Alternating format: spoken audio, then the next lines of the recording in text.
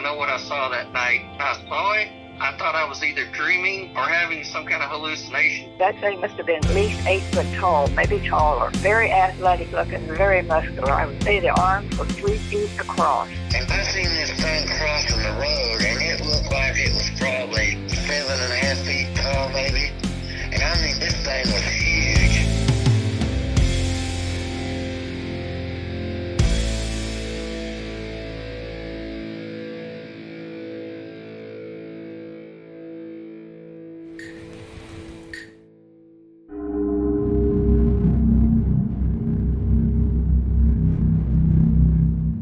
And welcome back to Squatch Ranger Files, episode 67. We've expanded the show to the Spotify for Creators platform, and we are very excited to be here. Spotify for Creators helps the show reach Apple Podcasts, Google Podcasts, Spotify, and many more.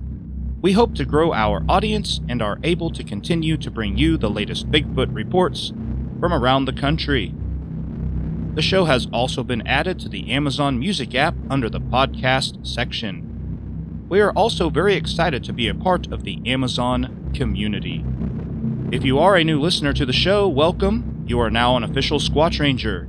Your duties include have an open mind, ask questions, trust but confirm, and always seek the truth. Thanks for joining the show. If you're enjoying the episodes, make sure to follow Squatch Ranger on TikTok, where I post short clips, report highlights, and behind-the-scenes research updates. I've officially launched the Squatch Ranger online t-shirt store over on TeePublic. If you're into Bigfoot, cryptids, and that deeper side of belief, these designs were made with you in mind. It's a perfect blend of faith, mystery, and the Squatch life. These designs are available on high-quality shirts, hoodies, stickers, and more, with multiple color options and comfortable fits. Whether you're out in the woods, at a conference, or just repping Squatch culture day to day, there's something there for you. Your support helps keep Squatch Ranger Files going and allows me to continue bringing you real reports, real witnesses, and real encounters. That's teepublic.com, search Squatch Ranger. Or, for a direct link to my t-shirt store, I'll also provide my store's link in the show notes and the description of this video. And as always, thank you for supporting the show. And also, if you feel led to support it, you don't have to buy a t-shirt. There's a PayPal tip jar and a Cash App QR code on the screen right now. This is totally optional. Think of it like buying me a cup of coffee while I'm digging through reports and chasing down these stories. Either way, I appreciate you being here. This is episode 67. The number 67, the number 67, is everywhere. In schools, on social media, in random conversations where somebody just blurts out, 6-7, and walks away like it explains everything. Teenagers are saying it. Kids won't stop repeating it. Teachers are confused by it. But Rangers? We've been tracking 6-7 a lot longer than the internet has. Welcome to Squatch Ranger Files episode 67, the 6-7 phenomenon. Tonight we're doing something special. We're breaking this episode into what I'm calling the rule of 6-7. 6 misconceptions, 7 facts.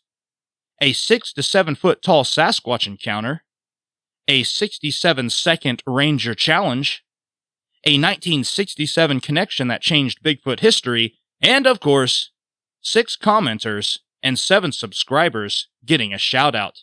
Let's get into it. Alright, the rule of 6-7. 6 misconceptions about Bigfoot. Misconception number 1. Bigfoot is just a bear standing upright. But witnesses consistently describe shoulder width, arm length, and stride patterns that don't match a bear. Misconception number 2. There's zero evidence. Well, there are thousands of reports, footprint casts, audio recordings, and decades of consistent eyewitness testimony. Misconception number 3. All sightings are hoaxes. Yes, hoaxes exist, but that doesn't automatically dismiss every credible witness. Misconception number 4. Bigfoot only exists in the Pacific Northwest. Well, I've got to tell you, the reports span from Washington State all the way to Florida. Misconception number 5. If Bigfoot were real, we'd already have a body. But vast wilderness areas, low population density, and decomposition in humid environments make that question more complicated than it sounds. Misconception number 6.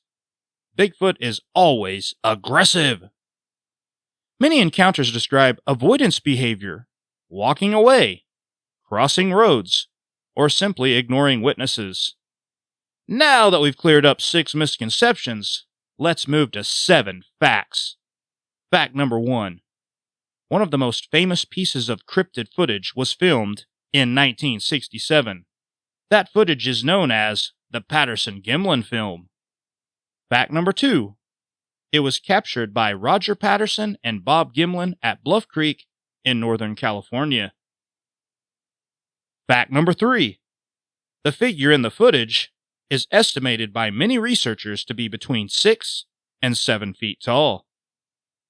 Fact number 4. Footprint casts collected over the decades show consistent anatomical features like midfoot flexibility. Fact number 5. Reports of tall, hair-covered beings appear in Native American traditions long before modern media. Fact number 6. Sightings continue into modern times, including well-populated states. And finally, fact number 7.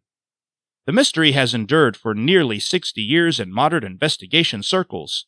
And speaking of height, let's talk about a 6 to 7 foot tall encounter from Florida. The 6 to 7 foot Sasquatch Report. This report was submitted in November 2021 and classified as a Class A sighting. Summer of 2021, Martin County, Florida, along U.S. Highway 1 near the entrance to Jonathan Dickinson State Park. The witness, Leon Oxley, was driving south just after sunset. Traffic was light. He noticed something very large walking north along the west side of the highway. He described it as looking like a huge football player in full shoulder pads, wearing what looked like a long, shaggy fur coat. But this was August in South Florida. As he slowed down, another truck approached from behind. That truck slowed dramatically as well, then accelerated quickly away, suggesting another witness saw the same thing. When he was parallel with it, he described an ape-like face, a noticeable bump on the top of the head, long shaggy fur that appeared dirty white or possibly silver under headlights and moonlight. And his best estimate? It was 6 to 7 feet tall. It did not run. It did not look at him. It simply continued walking forward with purpose. 6 to 7 feet tall. The number shows up again. All right, Rangers, here's your 67-second challenge. If you know someone who won't stop saying 6-7, or if you've got a kid, student, or relative who keeps dropping it into every sentence, comment 6-7 below. Right now, I'll give you 67 seconds. Now, for those of you watching who are thinking, what in the world does 6-7 even mean? You're not alone. The 6-7 trend appears to have started online and spread rapidly through short-form video platforms and school culture. It's one of those viral numbers that becomes funny simply because it's random, unexpected, and repeated constantly. It doesn't necessarily have a deep meaning. It's absurd humor. It's repetition culture. It's inside joke energy that spreads fast in group settings, especially among teens. And suddenly, it's everywhere. Which is interesting because in Bigfoot history, 1967 is anything but random. Before 6-7 was a trend, 1967 gave us the most debated cryptid footage in history, the Patterson-Gimlin film. A number that stuck A mystery that stuck. Maybe some numbers just do that. Alright, time's up. If you commented 6-7, you are officially part of the phenomenon. Now let's honor the symmetry. 6 commenter shoutouts. This one goes out to EB6771. 67 is literally in your screen name. What a coincidence. Works perfectly for this episode. And thank you for being a top commenter. The next shoutout goes to Tom C6682. Great supporter of the show. Appreciate you being consistent. The next one goes to Red Dirt Cryptid Investigations. Thank you for the support and engagement. The next shoutout goes to JZ Ace Taco 8254. Thank you for sharing your encounter from Rockford, Illinois. Next up is Seminole War. Thank you for sharing your encounter from the Durant area around Fort Washita. And finally, the last shoutout goes to Care YG.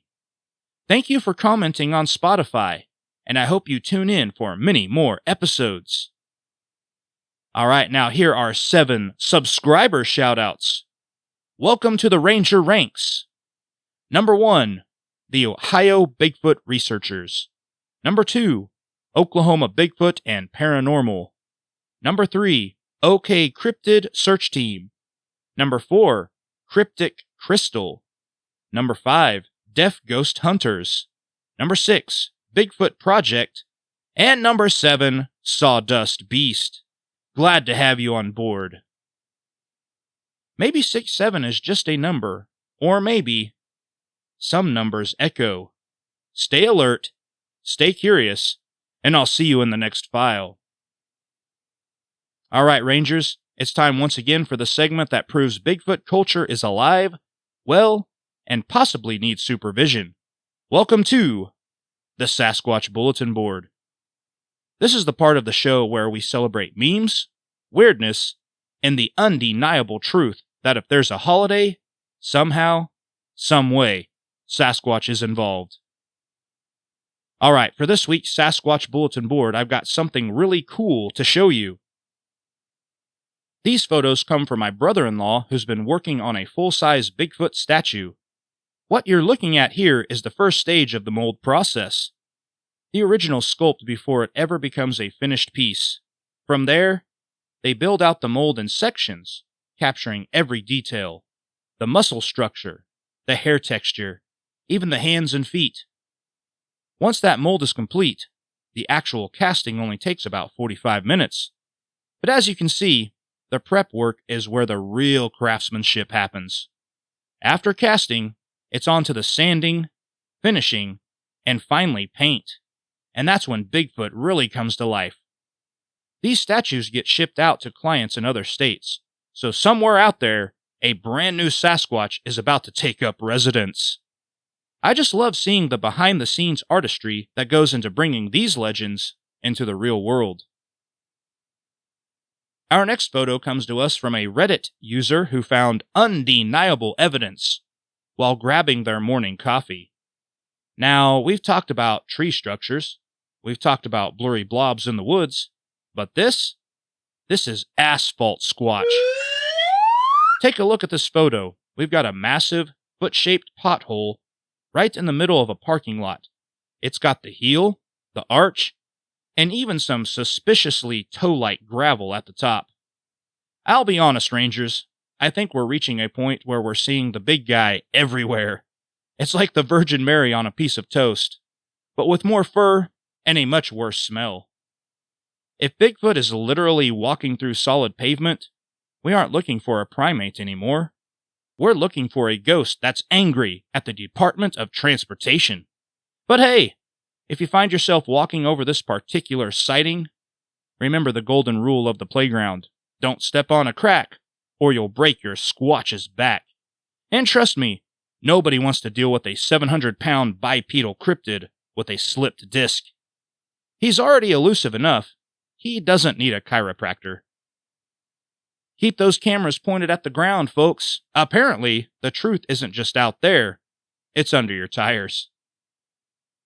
Next up on board is truly chill. We've seen him in the shadows, we've seen him in the mud, and we just saw him in the asphalt, but now he's gone full Elsa on us. Check out these photos sent in from a town that clearly knows how to celebrate the winter months. It's a full-size Sasquatch ice sculpture, caught in that classic Patterson-Gimlin mid-stride pose. It is honestly impressive work. The texture on the fur, the muscle definition. It's probably the most solid, no pun intended, evidence we've had on the show in weeks. But I have to ask the question everyone is thinking when they look at that face. Rangers? Is this a legendary forest-dwelling cryptid? Or is this Bigfoot Bart Simpson? I mean, look at that profile.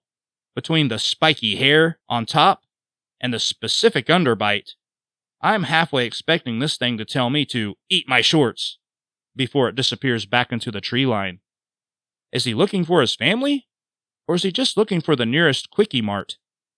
Either way, you definitely don't want to try to get a plaster cast of these footprints unless you want a very cold, very wet mess. Stay frosty, Rangers, and remember, if you see a spiked-haired ice monster on your street corner, don't have a cow, man. Just take a picture and send it to the board. The next photo of tonight's bulletin board is our local legend, Bigfoot, stepping onto a me smart scale. And honestly, I think we witnessed a full-blown identity crisis in the making. Look at the display. 86.2 kilos. That's about 190 pounds, people. Now, I don't know what kind of paleo diet he's on.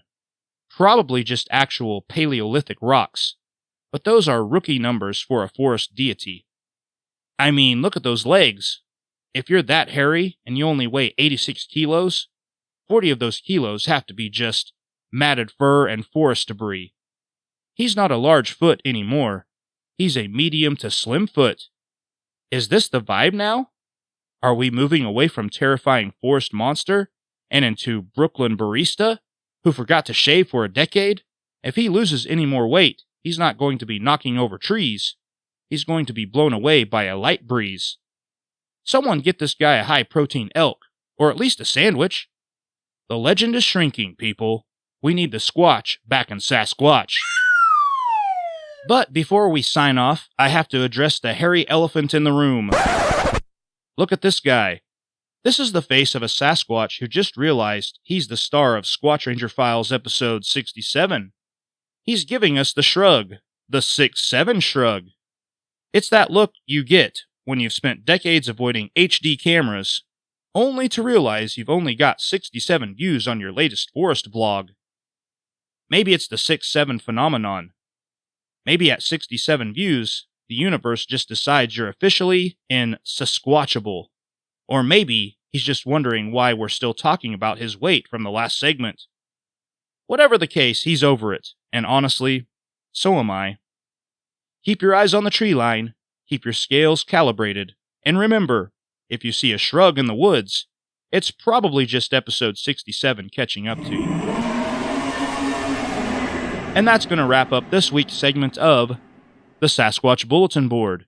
Memes, sightings, and weirdness. Proof that Bigfoot culture is alive, well, and only getting weirder. If you've got memes, news, or just absolutely unhinged Squatch content, send it my way. You might hear it on a future episode. The following segment, Seamos and Squatch Ed, is a parody comedy sketch created for entertainment purposes as part of Squatch Ranger Files. The characters Seamos and Squatch Ed are original Bigfoot characters and are not affiliated with, endorsed by, or associated with MTV, Paramount, or the creators of the television show Beavis and Butthead. Any resemblance to existing characters, couch-sitting duos, or snack-obsessed individuals is intended as parody. All characters, voices, and opinions expressed belong solely to the Squatch Ranger Files universe. Viewer discretion is advised because these Bigfoots may argue about snacks, ranch dressing, and questionable Bigfoot math including the number 6'7". Please enjoy the show and remember, snacks are cool. Dude, you hear that report? Yeah. Said the Squatch was like 6'7". Like 6'7"? I'm 6'7". That's like official big league height or something. Yeah, I am. No, you're not. 6 feet, 7-ish. That's not how numbers work, idiot. Sure it is.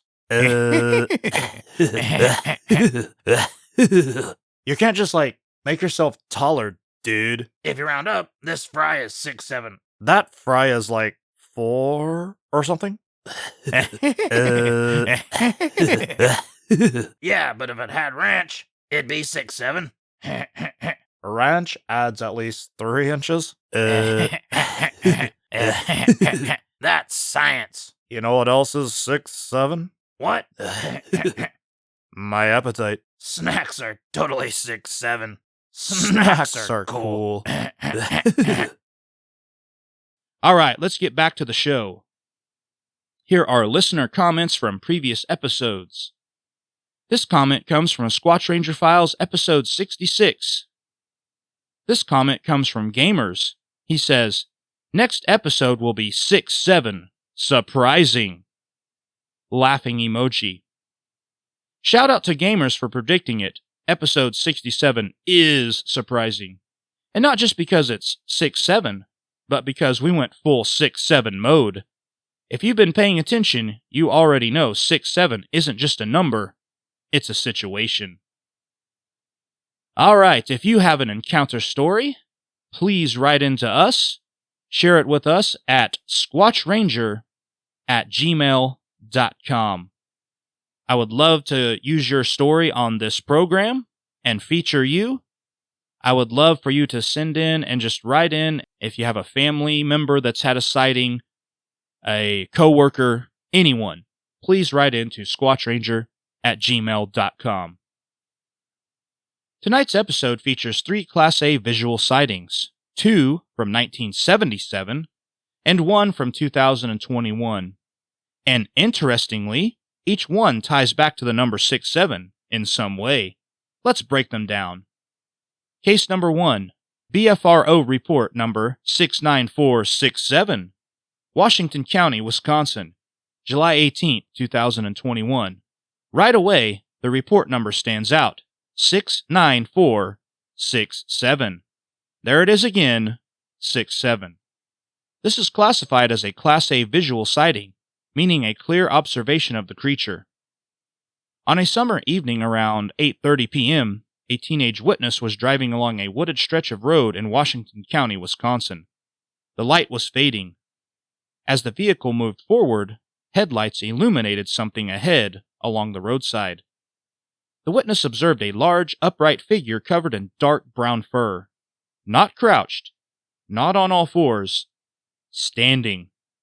The sighting was brief, just seconds, but long enough for the witness to confidently state it was not a bear. The proportions were wrong. The posture was wrong. The movement was upright and deliberate. And then it was gone into the tree line. A modern sighting, 2021. Report number 69467. A clean visual encounter. And case number 2, BFRO report number 728. This report comes from Ocala National Forest in Florida. The witness? A 67-year-old Baptist minister. Again, 6'7". This was a daytime sighting. Clear visibility. The minister reported seeing a large, hairy, upright creature at close range in the forest. Not a glimpse. Not a shadow. A close visual observation. He described a massive human-like figure covered in hair. Broad, tall, powerful build. The encounter was strong enough that it was later published through newspaper coverage before eventually being submitted to the BFRO database in 1998. Daylight, close proximity, a 67-year-old witness in 1977. And the number echoes again. Case number 3. NOBRO report number 19OS0067SBD. San Bernardino County, California, 1977. Class A, daytime sighting. Now we return to 1977 again. This case file contains the number 0067 within its designation. 2 brothers, ages 9 and 11, fishing in the Sierra Nevada mountains east of Big Bear while their family was relocating. It was daytime. They had been fishing in a stream near a rented cabin. The day had been normal, uneventful. As they packed up their gear, they heard something across the stream. One of the boys looked up and said, "Hey, what's that?" At first, they thought it was a gorilla. But when the older brother lifted the stringer of fish out of the water, the creature stood up. Not like a gorilla, like a man. They froze. The face was described as human-like, but huge. Massive frame, upright stance, and what stands out in this encounter is behavior. The creature did not charge, did not act aggressively. It appeared curious, watching them. The older brother kept calm, prevented panic, and the two slowly gathered their gear. They walked away without sudden movement. Only once out of sight did they run back to the cabin. The next morning they returned. The creature was gone, but they noticed what appeared to be a slide mark on the embankment, as if something large had descended toward the water. 2 young witnesses. Daylight. Clear visual. 1977. Case designation ending in 0067. 3 cases. Wisconsin, 2021. Florida, 1977. California, 1977. 2 different decades. 2 different regions of the country. Multiple witnesses. Daytime and nighttime encounters. And woven through all of them, the number 67. Is it coincidence? Probably. Is it interesting? Absolutely. And in a mystery that has lasted decades, sometimes patterns, even numerical ones, make you pause. That's your episode 6-7 breakdown. Now, let's get deeper into the reports. Number 1. Motorist sighting of a Sasquatch last night, 25 miles northwest of Milwaukee. BFRO report number 69467. Class A sighting. Washington County, Wisconsin. This took place on Pleasant Hill Road. My son reported seeing a 2-legged large figure covered in fur at approximately 8:30 p.m. on July 18, 2021, while driving eastbound on Pleasant Hill Road, roughly 1.5 miles west of Highway 164 in Richfield, Wisconsin. This figure was standing right next to a tree on the south side of the road, close to the shoulder. The road is curvy in this area. He said he also caught eye shine, and the eyes were large. He probably saw this for about 3 seconds while driving. His headlights caught this, and he is 100% positive he saw something. He said his heart dropped, and he immediately called me while still driving. I knew something unique happened based on his demeanor and tone. About 45 minutes after he called me, I met him at home and went back to the site with him. We brought our dog. Every time we stopped or approached this area where the sighting was, he started to whimper and would not get any closer. Follow-up. BFRO investigator report. I spoke with both the father and son. They are credible and willing to be interviewed by local reporters. This incident happened last night. They tried to investigate the sighting themselves not long afterward. The father is Tim Stortz, a local business owner in the area. His son is named Jackson. He is 16 years old. He was returning home from a friend's house when he saw the figure by the side of the road. He said the fur was dark brown, and the reflecting eyes were yellowish in color. He said the figure was not completely in view. Only half was visible, partially obscured by a tree. It was very close to the road. Number 2. A close-range, daytime sighting by a 67-year-old Baptist minister. BFRO report number 728. Class A sighting. Marion County, Florida.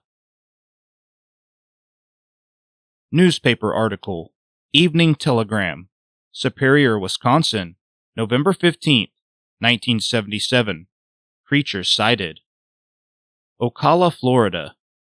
A 67-year-old Baptist minister, who says he hasn't had a drink in 40 years, tells how he stood eyeball to eyeball for 30 seconds with a great, hairy creature in the Ocala National Forest.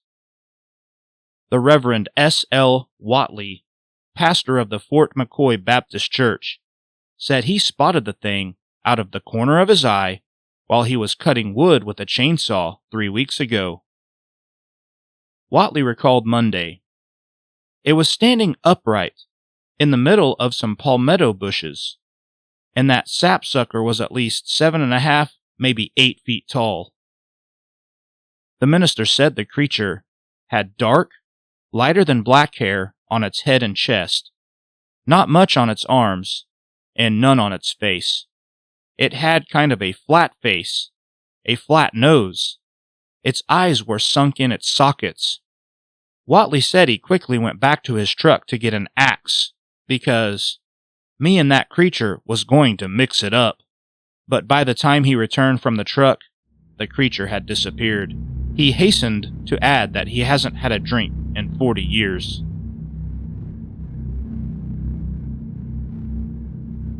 Number 3. Brothers see gorilla-type creature while fishing.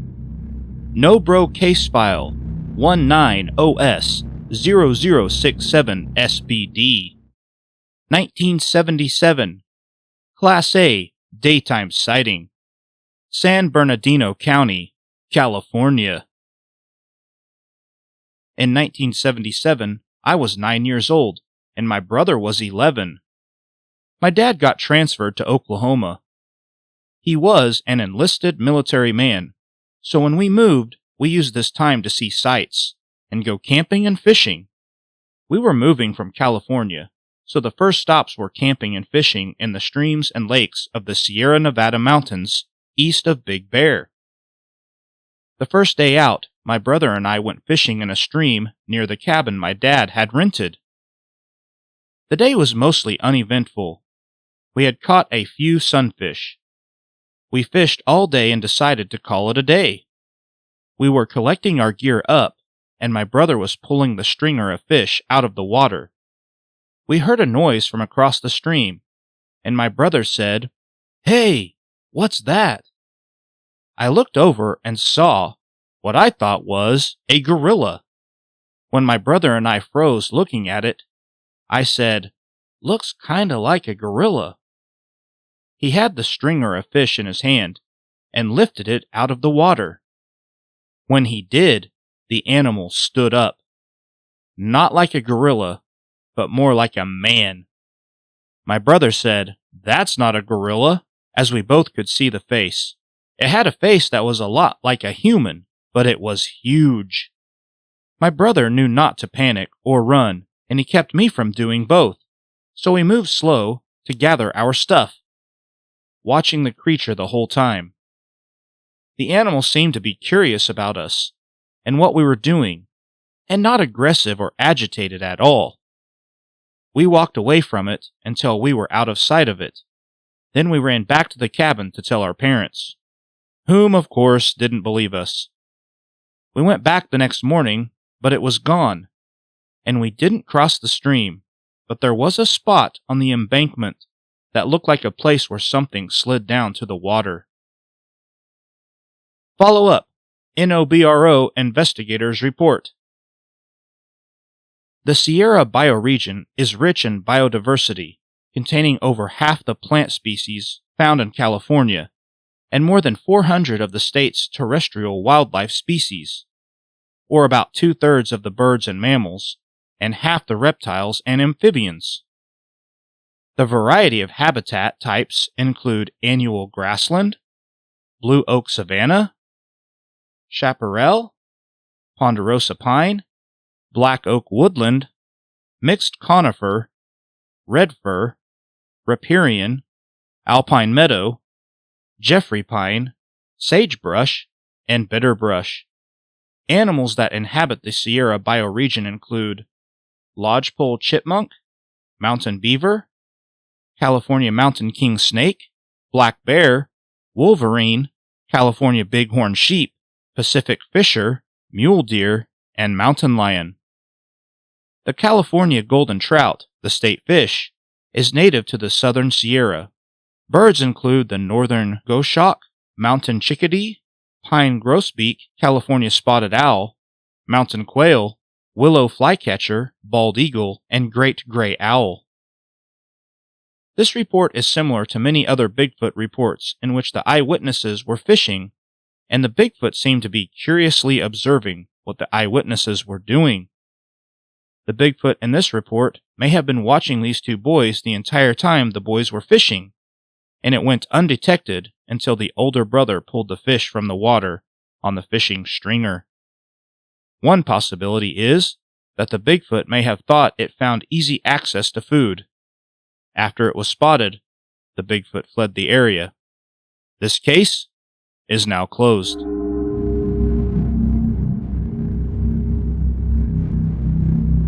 Thanks for tuning in to another episode of Squatch Ranger Files.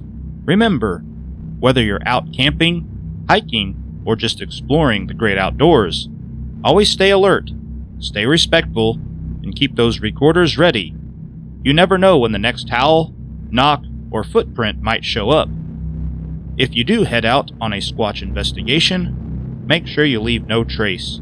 We Rangers take care of the woods and keep an eye out for the mysterious creatures that roam them. Until next time, this is the Squatch Ranger signing off. Stay curious, stay safe, and keep it squatchy.